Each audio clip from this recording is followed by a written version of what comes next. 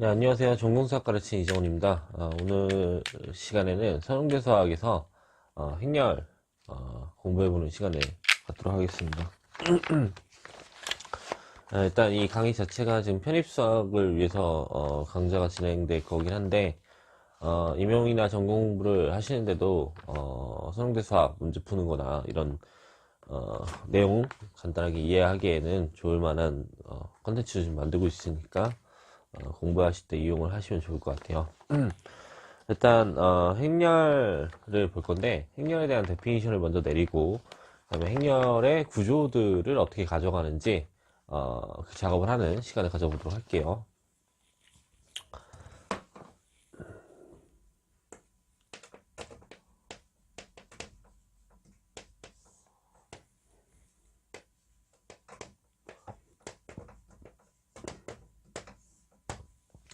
일단 행렬을 먼저 그려봐야 되니까 이렇게 비대칭으로 한번 그려볼까요? 2, 1, A2, 2, A2, 3 이렇게 써보도록 할게요.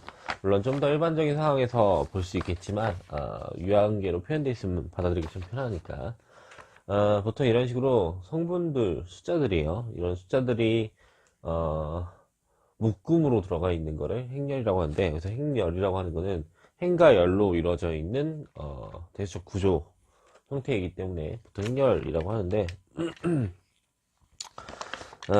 여기서 보통 이걸 행들로 읽어요. 그러니까 이거를 1행, 여기를 2행, 1행, 2행 이런 식으로 읽고 그 다음에 여기를 지금 1열, 여기를 2열,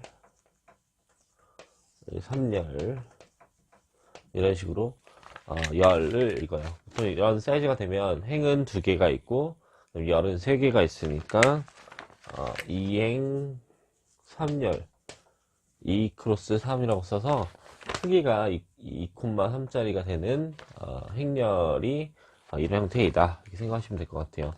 여기 안에 있는 성분들은 값이 뭐에 따라서 뭐 넣고 싶은 걸 넣어도 되는데 보통은 고정을 시켜놓고 넣는 경우들이 있어요. 그러니까 예를 들어 이런 상황은 여기다 실수를 집어넣는다고 생각을 해보죠. 뭐 루트 3도 넣고 마이너스 루트 2도 넣고 라고 하면 이거는 한 집합의 원소 정도로 표현할 수 있는데 어떻게 표현을 하냐면 행렬이라고 하는 건 매트릭스라고 해서 매트릭스 M을 따서 M이라고 쓰고 그 다음에 사이즈가 2,3짜리였으니까 2 크로스 3짜리였으니까 2 곱하기 3 이렇게 써주고 그 다음에 가로를 열고 여기 들어가는 성분들이 어떤 걸로 이루어져 있냐 라고 했을 때 실수다 라고 하면 R 이런 식으로 써요. 이 R은 리얼 넘버의 R이어서 실수를 표현하는 거예요. 그러니까 만약에 여기서 원소를 꺼냈다고 하면 사이즈가 2 곱하기 3짜리 이러한 행렬을 하나 꺼냈구나 이렇게 생각하시면 될 것 같아요. 그래서 행렬에 대한 형태는 보통 이런 형태인데 일단 행렬을 가지고 우리가 고려하고 싶은 거는 연산을 가지고 구조를 주고 싶어요. 보통 이 수학에서는 대수적 구조라고 하는데 그런 상황을 만들려면 일단 두 행렬이 같다는 걸 어떻게 정의해야 할까 이거부터 생각을 해봐야 될 것 같아요.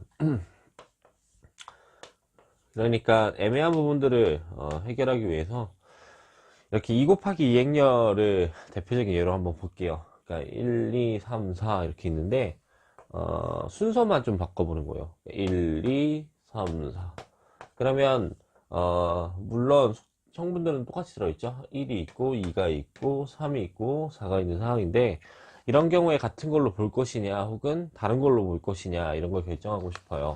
근데 여기서 보면 1행 1열 그 다음에 1행 2열 그 다음에 1행 3열 이런 성분들이 내 위치의 정보를 갖고 있죠. 그러니까 내가 A 1, 3이라고 표현되어 있는 이 친구라면 나는 1행 3열에 대한 성분인 거죠.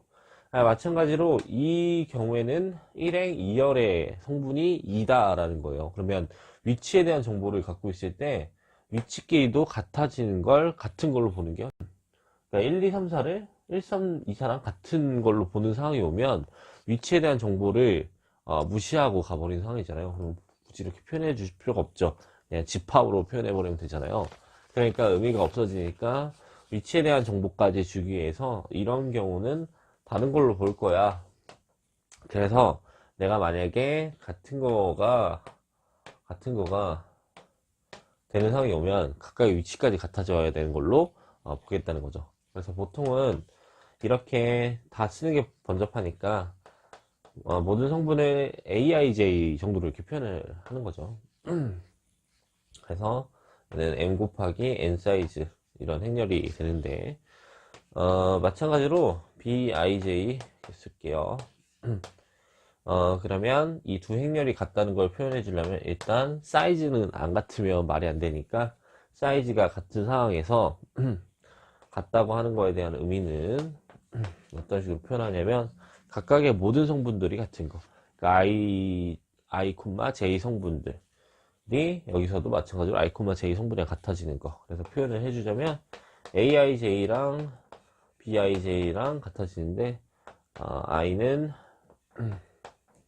1부터 m까지, j는 1부터 n까지. 여기서 항상 이제 같은 위치에 있는 것까지 성분이 같아지면 이거를 같은 행렬로 볼 거야. 이렇게 얘기해 준 상황으로 고려를 할 수 있어요. 그래서 일단 행렬의 형태는 이런 형태인데 우리가 고려하고 싶은 거는 뭐냐면 행렬 중에서 벡터, 우리가 왜 공대에서 보면 벡터들 이과 과목 공부하면서 배우잖아요. 이 벡터랑 행렬이랑 어떻게 달리 봐야 되냐 혹은 같이 봐야 되냐 이런 걸 고려 해야 되는데, 사실 이 행렬이라는 거는 결과적으로 어떤 상황으로 흘러가냐면 벡터 공간과 벡터 공간을 이어주는 하나의 함수로서 의미를 가져가는 상황이 와요. 근데 그러다 보니까 벡터와 별개처럼 보는 것이 훨씬 좋긴 한데, 근데 사실 별개처럼 보기에는 그런 의미하는 바가 또 비슷한 부분들이 있어서 비교를 조금 할 줄 알면 좋을 것 같아요. 그래서 유제를 하나 소개를 해 보도록 할게요. 지우고,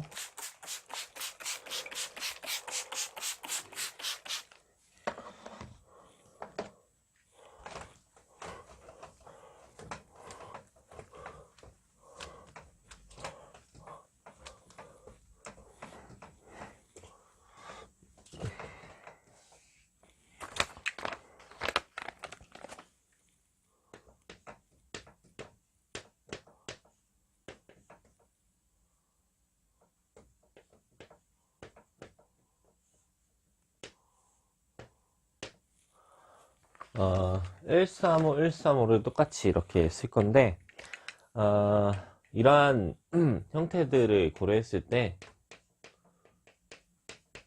보통 벡터에서 보는 관점이랑, 그 다음에 행렬에서 보는 관점이랑, 달리 봐야 되는 상황이 와요. 네. 일단 고려를 해보자면, 사실 이렇게 일반적으로 순서상 같은 경우 있죠. 1,2 이렇게 써는 거는, 원래 행렬의 1,2, 그러니까, 이게 2행 1렬이 되는 거잖아요. 2행 1렬짜리 사이즈의 이 행렬을 나중에 뒤에서 배우는 이 전치라는, 그러니까 이렇게 위로 올려주는 이런 표기를 통해서 얘에 대한 표현을 해주는 상황이 됐는데, 원래 행렬들을 가지고 원래 순서상의 의미들을 다 표현해요. 근데 그렇게 이제 보면 이렇게 숫자들이 너무 밑으로 길게 쓰면 칸을 많이 차지하는 상황이 오잖아요. 네, 그러니까 별로 좋은 표기는 아닌 거죠. 그래서 순서상처럼 표현을 많이 하는데, 그렇게 보면 얘를 하나의 벡터와 행렬들의 관계를 같이 보는 것처럼 보이겠지만, 엄밀하게 따질 때는 그런 식으로 따지는 건 아니고, 이제 고려를 할 때, 얘네들을 같은 걸로 보는 관점은 벡터 관점에서는 같은 걸로 보는 거예요. 벡터는 등호, 그 다음에 행렬에서는 같지 않다. 그러니까 행렬은 어차피 사이즈가 같아야지 같은 거라고 했잖아요. 근데 이런 행렬은 사이즈가 1,3짜리, 1x3짜리, 그러니까 1행 3열짜리 행렬인 거고, 이 행렬은 3행 1열짜리 행렬이니까 두 행렬의 크기가 다르다는 거 알 수 있죠. 두 행렬의 크기가 다르기 때문에 이 두 행렬은 다른 걸로 봐야 되는 거죠. 근데 이걸 이제 벡터 관점에서 보면 결국 얘는 1, 3,5를 향하고 있는 벡터 정도가 될 거고, 그래서 마찬가지로 1, 3,5를 향하고 있는 벡터가 될 테니까 벡터 관점으로 보면 두 형태는 같은 형태로 볼 수밖에 없는 거죠. 그러니까 보기에 따라서 달라지는 상황이 오는 거예요. 그래서 보통 이렇게 행렬들을 구별짓고 가는 상황이니까 이렇게 고려를 하시면 좋을 것 같아요. 그러면 우리가 대표적인 예제들 몇 개를 이제 보는 게 좋을 것 같으니까 행렬들 중에 대표적인 예제들 몇 개를 볼게요. 일단 처음은 정사각 행렬이라는 걸 고려했으면 좋겠는데, 정사각 행렬은 행의 개수와 열의 개수가 같아지는 걸 정사각 행렬이라고 해요. 그러니까 우리가 알고 있는 대표적인 예는 1, 2, 3, 4 이러면 행의 개수가 2개, 열의 개수가 2개가 되니까 이런 경우에 정사행렬이다 이렇게 보시면 될 것 같고, 보통 이런 것도 집합기호로 표현해 주는데 아까처럼 보면 매트릭스 M을 쓰고 그 다음에 M 곱하기 M 이런 식으로 썼잖아요. 근데 정사각 같은 경우에는 가로, 그러니까 행의 개수랑 열의 개수가 같아지니까 굳이 두 개를 써줄 필요가 없죠. N 크로스 N 이런 식으로. 그러니까 이럴 때는 보통 N 하나만 써서 여기는 이제 2가 되겠죠. 그냥 2,2, 2 크로스 2, 2 곱하기 2 형태로 그냥 표현한다는 의미로 이렇게 쓰고, 여기는 이제 실수를 집어넣었다 뭐 이런 식으로 써서 표현해주면 되겠죠. 그래서 이런 거 이제 대표적으로 정사각 행렬이다 이렇게 얘기를 하고, 그 다음에 대각 행렬이라는 것도 있어요. 대각 행렬이라고 하는 건 뭐냐면 대각선의 성분만 살아있고 나머지는 죽는 거. 근데 이렇게 얘기하면 좀 이상하잖아요. 죽는다는 건 뭐냐면 나머지 성분들이 다 빵이고 대각선의 성분만 0이 아닌 경우들로 구성되어 있을 때 이걸 대각 행렬이다 이렇게 얘기를 해요. 근데 엄밀하게는 좀 얘기를 해봐야 되는 거니까, 이런 경우 이런 거 이제 대각 행렬이라고 해요.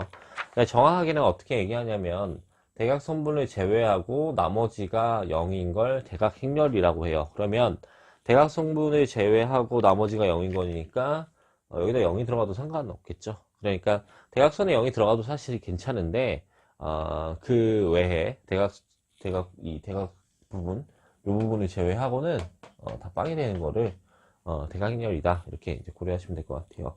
근데 왜 얘가 기준이냐, 대각선인데 이쪽이 기준이 왜 안 되냐 이렇게 생각하시면 안 되는 게, 보통 행렬을 왼쪽에 이제 곱을 취해 가지고 연산하는 결과를 가져가거나 오른쪽에 곱을 해서 연산하는 결과를 가져가는데, 이쪽에 기준을 맞춰야 연산을 할 때, 그러니까 곱하기 같은 행렬 곱하기 같은 걸 할 때 문제가 없이 일어나서 보통 여기를 기준으로 맞춰서 이걸 대각성분이라고 하고, 이런 대각성분이 대각성분을 제외하고 나머지가 0인 경우를 대각행렬이다 이렇게 얘기하는 상태예요.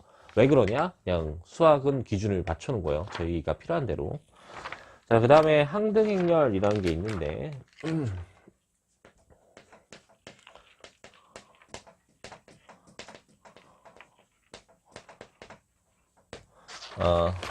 항상 등식을 성립하는 행렬이라고 해서 항등행렬이라고 해요. 물론 지금은 곱하기 연산이 없으니까 얘가 왜 그렇게 된지는 아직 소개하기는 애매하지만 일단은 표현을 해놓을게요. 대각 성분들이 죄다 1인 거예요. 나머지는 죄다 빵인 거예요. 이런 식으로. 그러니까 여기서도 여기가 1이 되면 이건 항등행렬이 되는 상황으로 갈 수 있겠죠. 그러니까 항등행렬은 대각행렬의 특수한 케이스 정도로 보면 될 것 같고, 대각 성분이 모두 다 1이고 나머지가 빵이 되는 상태를 항등행렬이다 이렇게 보시면 될 것 같고, 그 다음에 상삼각 행렬이라는 게 있는데, 상삼각 행렬이라고 하는 거는 대각 성분을 기준으로 해서 이 대각 성분의 윗부분들이 어떤 숫자들로 구성되어 있고, 그 다음에 대각 성분의 아래 부분들이 0으로 구성되어 있는 경우를 상삼각 행렬이라고 해요. 대표적인 예를 들어보면 이렇게 보면 이게 지금 대각선을 기준으로 해서는 0으로 구성되어 있는 게 없는 상태죠. 근데 그 밑에는 지금 0으로 구성되어 있으니까 얘를 상삼각 행렬이다 이렇게 얘기를 해요. 여기서도 마찬가지로 기준이 애매한데 여기 들어가면 안 되냐 되냐 이걸 따져볼 수도 있잖아요. 근데 들어가도 상관없어요. 그러니까 뭐냐면 대각선을 기준으로 해서 이 윗부분을 제외한 부분이 0이 되면 그거를 상삼각 행렬이다 라고 하면 되는 상황이고, 적당히 보면 상삼각 행렬이라는 걸 러프하게 알 수 있으니까 그 정도로 보시면 될 것 같아요. 반대로 하삼각 행렬도 있는데 하삼각 행렬은 어떤 걸 얘기하는 거냐면 1, 2, 4, 0 이런 식으로 아랫부분을 고려하는 것이 아니라 대각선분 위에 있는 부분들이 모두 다 0이 되는 상황이 되면 그런 상황이니까 이런 대표적인 예제들을 볼 수가 있고, 이런 예제를 소개하는 거는 이런 거 있어 하고 그냥 자랑하는 것이 아니라 이 행렬들이 결국 중요한 역할들을 해서 행렬에서의 구조를 잘 가져갈 수 있게끔 세팅하는 상황이 오는 거니까 이제 그런 식으로 예제를 소개했다라고 생각하시면 좋을 것 같고, 오늘은 여기까지 소개하는 걸로 하고 이제 다음 시간에 또 연산 같은 행렬에 대한 연산을 들고 찾아뵙도록 하겠습니다. 감사합니다.